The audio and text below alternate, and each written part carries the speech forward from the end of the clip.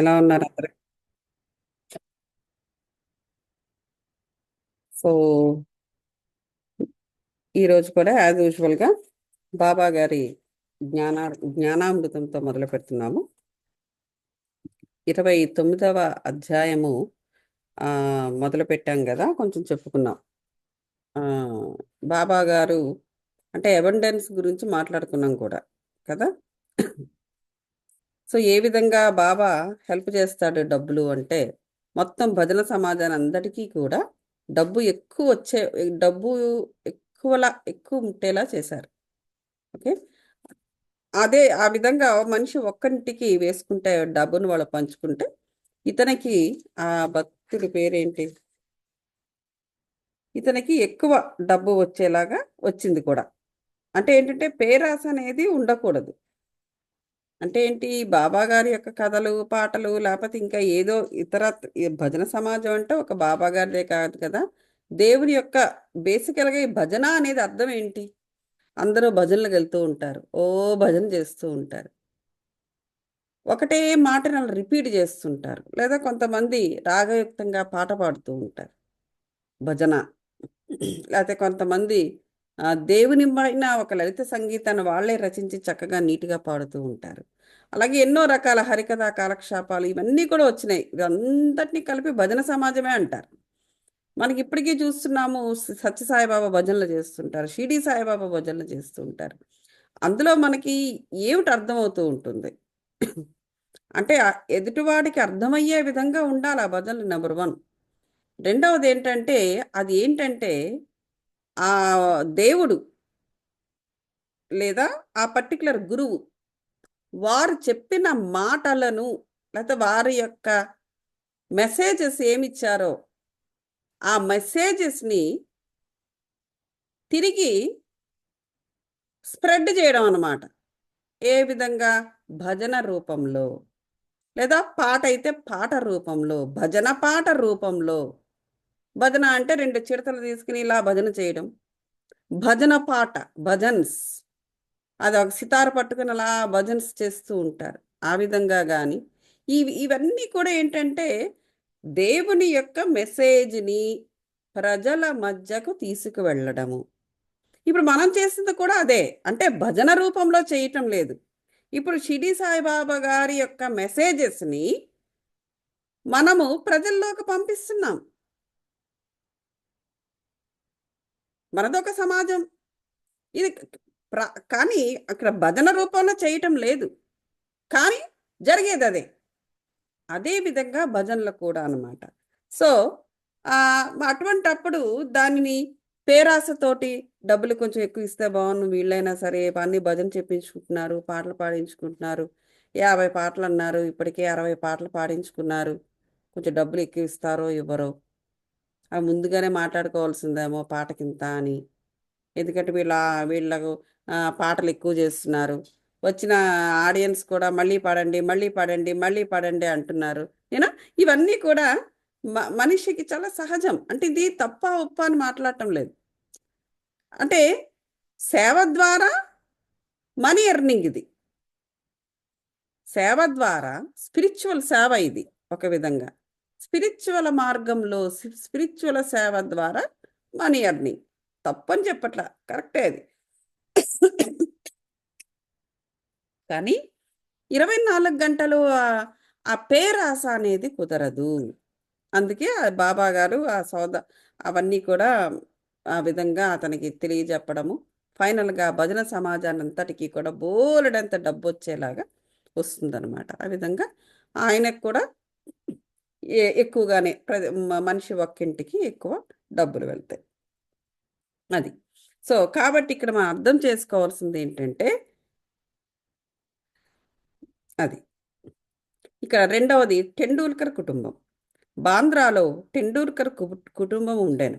ఆ కుటుంబము వారందరూ బాబా యందు భక్తిని కలిగి ఉండిరి. సావిత్రిబాయి టెండూల్కర్ శ్రీ సాయినాథ భజనమాల అను మరాఠీ గ్రంథమును 800 అభంగములు పదములతో ప్రచురించను. ఎవరు ఈవిడ? ఈవిడ పేరు సావిత్రిబాయి టెండూల్కర్. ఈమె శ్రీ సాయినాథ భజనమాల అంటే అంత సాయినాథుని యొక్క భజనలు అన్నమాట. అంటే ఆయన ఆయన ఇచ్చిన మెసేజెస్ని భజన రూపంలో స్ప్రెడ్ చేయడం, అది కూడా ఒక స్పిరిచువల్ సేవే. చూడండి ఆ రోజుల్లో జనాలు ఇదంతా కూడా ఆశ్రమ ధర్మంలోకి వస్తుంది. ఇప్పుడు పిఎస్ఎస్ ఉన్నారనుకోండి, వాళ్ళు ఏం చెప్తారు, మీకు జరిగిన అనుభవాలన్నీ కూడా బుక్లో రాయండి అంటారు, బుక్ పబ్లిష్ చేయండి అంటారు. సో అదొక స్పిరిచువల్ సేవ. ఇవన్నీ స్పిరిచువల్ సేవలోకే వస్తుంది.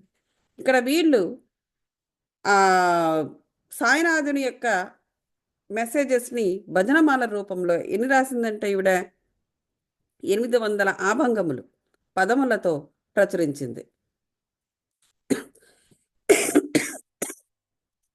దానిలో సాయి లీలలన్నీ కూడా వర్ణింపబడిన. బాబా యందు శ్రద్ధాభక్తులు గలవారు దాన్ని తప్పక చదవవలెను. వారి కుమారుడు బాబా టెండూల్కర్ వైద్య పరీక్షకు కూర్చోవలనని రాత్రింబావుల కష్టపడి చదువుతుంటాను. ఎవరు? ఆవిడ కొడుకు. కొందరు జ్యోతిష్కుల సలహా ఇలా చెప్పారు.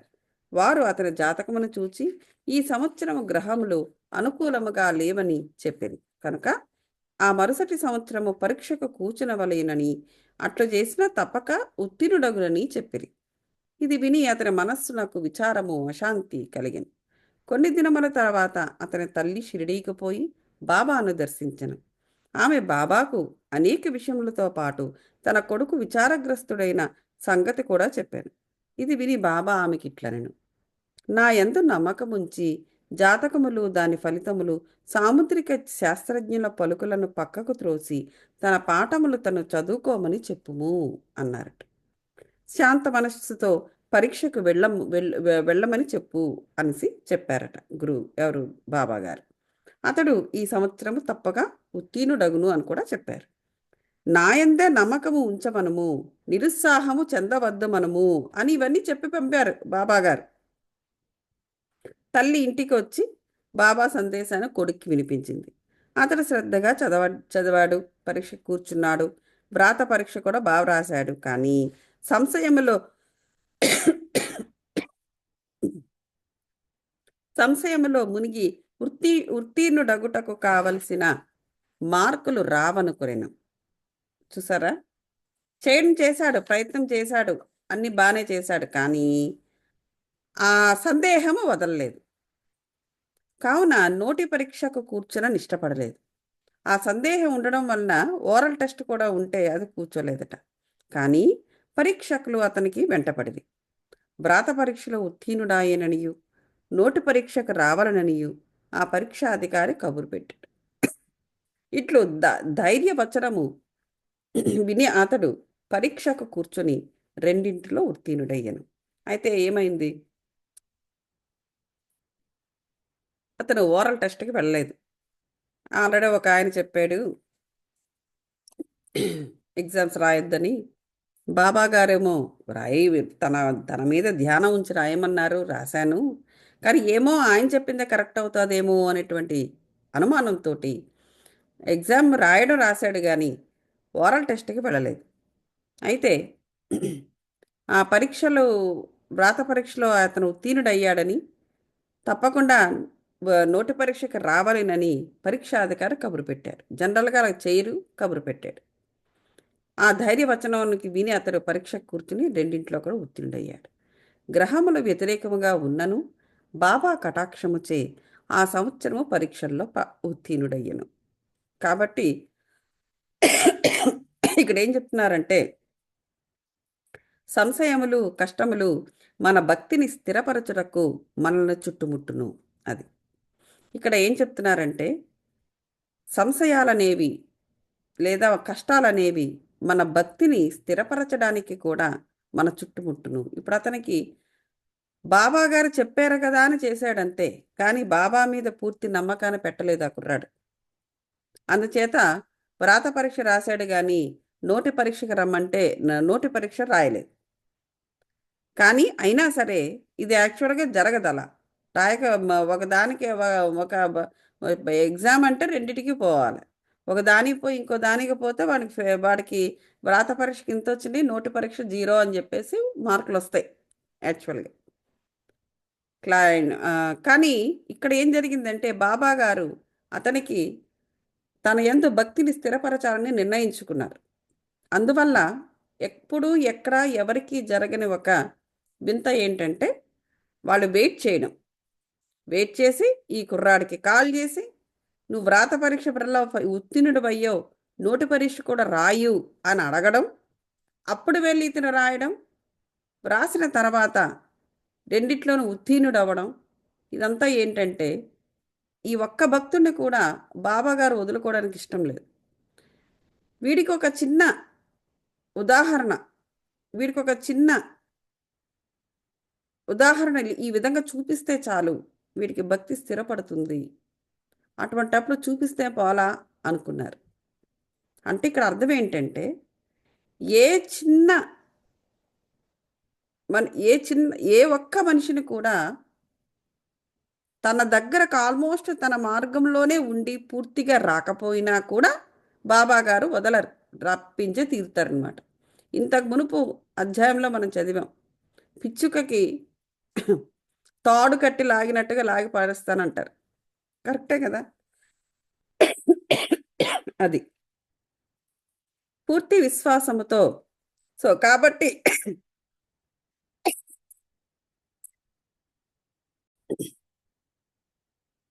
కాబట్టి అని చెప్పేసి ఇక్కడ ఈ సంశయాలు కష్టాలు అనేటువంటివి కలగడము కూడా మనకు ఒక్కొక్కసారి మన భక్తిని స్థిరపరచడానికి ఉపయోగపడతాయి, మనల్ని పరీక్షిస్తూ ఉంటాయి. పూర్తి విశ్వాసముతో బాబాను కొలుచుచు మన కృషి సాగించినచో మన ప్రయత్నములన్నీ తుదకు విజయవంతమగును. రాసిందే రిపిటేషన్. ఈ విద్యార్థి తండ్రి రఘునాథరావు బొంబాయి ఒక విదేశ కంపెనీలో కొలువుండెను. ఎవరు? ఈ కొడుకు ఇతని యొక్క సావిత్రిబాయి హస్బెండ్. వృద్ధులగుటచే సరిగా పని చేయలేక సెలవు పెట్టి విశ్రాంతి పొందుచుండెను. సెలవు కాలంలో అతని స్థితి మెరుగుపడలేదు కావున సెలవు పొడిగించవలని అనుకున్నాను, లేదా ఉద్యోగం నుండి విరమించుకున్నట నిశ్చయమని తోచాను. కంపెనీ మేనేజరు అతనికి పింఛను ఇచ్చి ఉద్యోగ విరమణము చేయించవలనని నిశ్చయించాను. మిక్కిలి నమ్మకముతో చాలా కాలము తమ వద్ద ఉద్యోగం చేసినవాడు కనుక ఎంత పింఛను ఇవ్వవలనన్నది ఆలోచించుండేది. అతని వేతనమును నెలకు 150 రూపాయలు, పింఛను అందులో సగభాగము అంటే 75 రూపాయలు. కుటుంబ ఖర్చులకు సరిపోదు కాబట్టి ఈ విషయమే వారందరూ ఆతృతతో ఉండేది. తుది నిర్ణయమునకు 15 రోజుల ముందు బాబా టెండూల్కర్ భార్యకు స్వప్నంలో కనిపించి 100 రూపాయల పెన్షన్ ఇచ్చినా బాగుండును అనుకుందును, ఇది నీకు సంతృప్తికరమా అని అడిగారు. ఆమె అట్లే సరైన జవాబిచ్చింది. బాబా, నన్నేలా అడిగేదవు, మేము నిన్నే విశ్వసించి ఉన్నాము. బాబా 100 రూపాయలు అనినను అతనికి 10 రూపాయలు అధికముగా అనగా 110 రూపాయల పింఛను లభించను. తన భక్తులపై బాబా ఇట్టి విచిత్రమైన ప్రేమానురాగాలు ప్రదర్శించేవారు. ఓకే, ఇప్పుడు ఈ వ్రాత పరీక్ష రాసిన కుర్రాడి యొక్క తండ్రి అతను వాలంటరీ రిటైర్మెంట్ తీసుకున్నాడు, విశ్రాంతి తీసుకుందామని. సో ఎట్లాగూ రిటైర్ అయిపోయాడు కాబట్టి అతనికి పింఛను ఎంత ఇవ్వాలి అని చెప్పేసి ఆలోచిస్తున్నారు కంపెనీ వాళ్ళు. అతనికి యాక్చువల్గా జీతం 150 రూపాయలు నెలకి. పింఛను అంటే దాంట్లో సగం వస్తుంది, 75 రూపాయలు. 75 రూపాయలు ఏ మూల ఏం సరిపోతుందని మళ్ళీ, ఎందుకంటే చాలా సంవత్సరాలు వాళ్ళకి నమ్మకంగా పనిచేయడం వల్ల ఆ కంపెనీ వాళ్ళే ఆలోచిస్తున్నారు ఎంత ఇవ్వాలా అని. అప్పుడు బాబా గారు అతని వైఫ్కి కల్లో కనిపించి, నీకు 100 రూపాయలు ఇప్పిస్తాను పింఛను, సరిపోతుందా మీ కుటుంబానికి అని అడిగారు. నన్ను అడుగుతున్నావేంటి బాబా, నీకు తెలియనిదే ఉంది అని అంటది.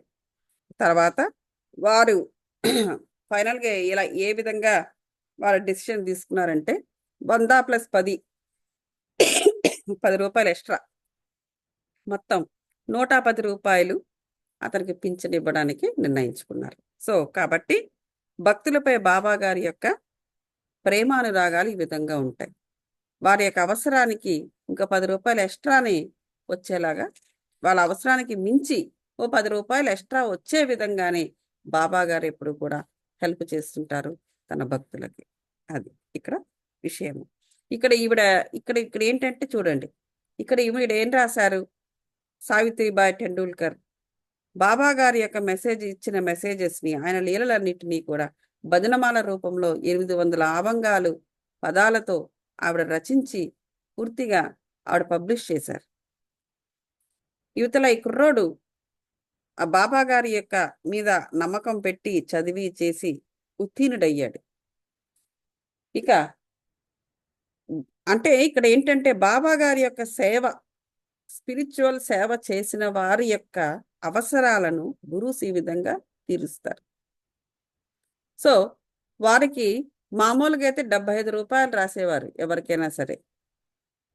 అటువంటిది ఈ కుటుంబానికి 110 రూపాయలు రాయించారు పింఛను. సో ఇదంతా కూడా స్పిరిచువల్ సేవ చేయడం వల్ల వచ్చే లాభాలు. లాభాలు అని చెప్పడం కన్నా మరి ఇక్కడ ఏం చెప్పాలంటే కృప, గురుస్ యొక్క కృప ఆ విధంగా ఉంటుంది. అదే అలా కాకుండా అసలు ఏ స్పిరిచువల్ మార్గం లేని వాళ్ళు, స్పిరిచువల్ సేవే చేయని వాళ్ళ పరిస్థితి ఎలాగుంటుంది? చాలని ఆ పింఛన్ డబ్బులతో బ్రతకాల్సిన పరిస్థితి ఏర్పడుతుంది. కానీ వీళ్ళు 110 రూపాయలతో, అంటే ఏంటి, మహా అయితే ఎంత తగ్గింది? అసలు జీతం 150, వస్తున్నది 110 పింఛను, అంటే జస్ట్ 40 రూపాయలు తగ్గింది అంతే. చక్కగా వీరి కుటుంబానికి అంత సహాయం చేశారనమాట. అది మనం అర్థం చేసుకోవాలి.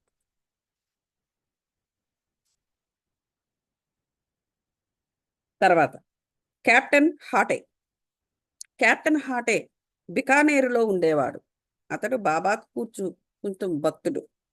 ఒకనాడు బాబా అతని స్వప్నంలో కనిపించి, నన్ను మరిచితివా అనెను. హాటే వెంటనే బాబా పాదాలు పట్టుకుని, బిడ్డ తల్లిని మరిచినచో అదెట్లా బ్రతుకును అనుచు తోటలోనికి పోయి తాజా చిక్కుడుకాయలు తెచ్చి స్వయం పాకమును దక్షిణను బాబా కర్పించుచుండగా అతడు మేల్కొనెను. సో ఈ హాటేనే అతనికి కల్లో కనిపించారు బాబా గారు. ఏంటి, నన్ను మర్చిపోయావా అని అడిగారు. వెంటనే అతను బాబా పాదాలు పట్టుకుని, అంటే కలలో ఇదంతా కూడా ఆ 2 ఆత్మల మధ్య జరుగుతోంది. బిడ్డ తల్లిని మరిస్తే బిడ్డ ఎట్లా బ్రతుకుతుంది అనేసి తిరిగి ప్రశ్నించాడు. అక్కడ నుంచి తోటలోకి వెళ్ళిపోయి అలా చిక్కుడుకాయలు తీసుకొచ్చి బాబా గారికి దక్షిణగా స్వయం పాకంలాగా చిక్కుడుకాయలు తీసుకొచ్చి ఒక స్వయం పాకంలాగా దక్షిణను బాబాకి అర్పిస్తుండగా అలా మెలకు వచ్చేసి, ఇదంతా ఈ స్వప్నం కదా అనుకున్నాడు. కొన్ని దినముల తర్వాత గ్వాలియర్ వెళ్ళాడు. అక్కడుండి 12 రూపాయల మనీ ఆర్డర్ ద్వారా తన స్నేహితునకు పంపి అందులో 2 రూపాయలతో స్వయం పాక వస్తువులు చిక్కుడుకాయలు కొని 10 రూపాయలు దక్షిణగా సమర్పించవలనని రాశాడు ఫ్రెండ్కి. ఆ స్నేహితుడు సరే అని షిరిడీకి పోయి కావలసిన సామాన్లు కొనుక్కొని, కానీ చిక్కుడుకాయలు దొరకలేదు ఆ రోజునే. కొంతసేపటికి ఒక స్త్రీ తలపై చిక్కుడుకాయల గంపను పెట్టుకుని వచ్చింది. అంటే స్నేహితుడికి చెప్పాడు, 12 రూపాయలు మనీ ఆర్డర్ ద్వారా పంపించి నువ్వు షిరిడీ వెళ్తున్నావు కాబట్టి అందులో ఒక చిక్కుడుకాయలు అవన్నీ కొనుక్కుని 10 రూపాయలేమో దక్షిణ పెట్టి బాబాకి నేను పంపానని చెప్పేసి నువ్వు ఇచ్చిరా అనేసి పంపిస్తే, ఆ ఫ్రెండ్కి చిక్కుడుకాయలు దొరకల ఆ రోజు. అదే చిక్కుడుకాయలు దొరకలేదు అనుకున్న క్షణంలో ఈ లోపల ఒక స్త్రీ అనుకోకుండా అట్నుంచి అలా చిక్కుడుకాయలు గంపని ఎత్తుకుని అక్కడ వచ్చింది. సో ఆవిడ దగ్గర నుంచి చిక్కుడుకాయలు కొని స్వయం పాకం సిద్ధం చేసి ఈ కెప్టెన్ హాటే పక్షమున ఇతని తరపున ఆ ఫ్రెండ్ బాబాకి తీసుకెళ్ళి అర్పించాడు. నిమ్మోంకర్ మరుసటి దినము అన్నము కూర చేసి బాబాకి అర్పించాడు. ఆ చిక్కుడుకాయలు ఈయనేం తీసుకొచ్చాడు ఆ చిక్కుడుకాయలతోటి, ఈ నిమ్మోంకర్ అతను అన్నము కూర చేసి బాబాకి తినడానికి పెట్టాడు. బాబా భోజనం చేసినప్పుడు అన్నమును ఇతర పదార్థములను మాని చిక్కుడుకాయ కూరను మాత్రమే తినను. ఈ సంగతి స్నేహితుని ద్వారా తెలుసుకున్న హాటే సంతోషించను. అది అలాగే పవిత్రము చేసిన రూపాయి ఏమిటో చూద్దాం. ఇంకొకసారి హాటేకు తన ఇంట్లో బాబా తాకి పవిత్రమనర్చిన రూపాయిని ఉంచవలనని కోరిక కలిగిందంట. చూడండి, 1 రూపాయి బిళ్ళ తీసుకుని, అరే ఈ రూపాయి బిళ్ళ బాగా ఆయన తాకితే బాగున్ను, ఆయన తాకిన రూపాయి బిళ్ళని జాగ్రత్తగా ఉంచుకుంటాను అనుకుంటాడు.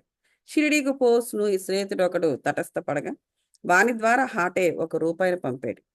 ఆ స్నేహితుడు షిరిడీ చేరాడు. బాబాకు నమస్కరించిన పిదప తన గురువు దక్షిణ మసంగెను. బాబా దాన్ని జేబులో వేసుకున్నారు. తర్వాత హాటే ఇచ్చిన రూపాయినివ్వగా బాబా దాని వైపు అలా చూచి తన కుడి చేతి బొటన వేలుతో పైకి ఎగురవేసి ఆడి ఆ స్నేహితునికి ఇట్లనెను.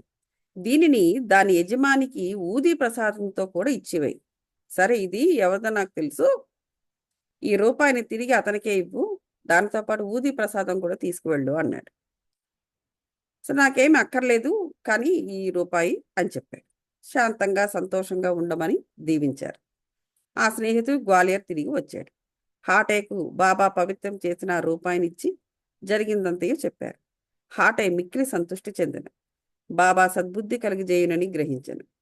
మనఃపూర్వకంగా కోరుటచే బాబా తన కోరికని యథాప్రకారం నెరవేర్చని సంతోషించారు.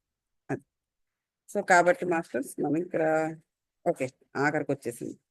చదువరు ఇక్కడ వామన నార్వేకర్. చదువరులు ఇంకొక కథను వినిదరగాక. వామన నార్వేకర్ అన్నతడు బాబాని మిక్కిలి ప్రేమించేవాడు. ఒకనాడు అతడు ₹1 తెచ్చెను. దానికి ఒక ఒక ఒక ఒక ప్రక్క సీతారామ లక్ష్మణులు, ఇంకో పక్క భక్తాంజనేయుడు ఉన్నారు. అతడు దాన్ని బాబాకిచ్చారు. బాబా దాన్ని తాకి పవిత్రమనర్చి ఊదీ ప్రసాదముతో తనకి ఇవ్వాలని అతని కోరిక. కానీ బాబా దాన్ని వెంటనే జేబులో వేసేసుకున్నాను. అంటే హాటేకి అలాగే ఇచ్చారు కదా, దాన్ని తాకి ఊదీ ప్రసాదంతో పాటుగా తీసుకెళ్ళమన్నారు. అదేవిధంగా తనకు కూడా చేస్తాడు కదా అని చెప్పేసి ఇతను ఈ ఈ వ్యక్తి ఎవరు ఇతని పేరు వామన నార్వేకర్. అదే విధంగా అతని దగ్గర ఒక కాయిన్ ఉంటే దానిపైన ఒక పక్క ఏమో సీతారామ లక్ష్మణులు, ఇంకో పక్క ఆంజనేయ స్వామి ఉన్న కాయిన్ ఇస్తే బాబా గారు ఏం చేశారు, దాన్ని జేబులో వేసుకున్నారంట. ఇంకా శ్యామ నార్వేకర్ ఉద్దేశాన్ని తెలుపుచు, బాబా అది మీరు ఆశీర్వదించో లేకపోతే దాన్ని తాకి ఇస్తారని నార్వేకర్ మీకు ఇచ్చారు తప్ప మీరు జేబులో వేసేసుకున్నారు, మీరు తిరిగి ఇచ్చేయండి అని చెప్పేసి అడిగిపిస్తారనమాట. వామన్ రావు ఎదుట బాబా ఇట్లనండి, దీన్ని నేను అతనికి ఇవ్వవలను, దీన్ని మనమే ఉంచుకుందాం. అతడు ₹25 ఇచ్చినచో తిరిగి వానికే ఇద్దాం అన్నారు. ఆ రూపాయి కోసము వామన్రావు ₹25 వసూలు చేసి బాబా ముందర పెట్టాడు. సరే అని చెప్పి ఆ ₹1 కోసము వామన్రావు ₹25 ఇచ్చి బాబా ముందర పెట్టాడు. అప్పుడు బాబా ఇట్టానండి. సో ఈ నాణెము విలువ ₹25 ఎంతో హెచ్చైనది.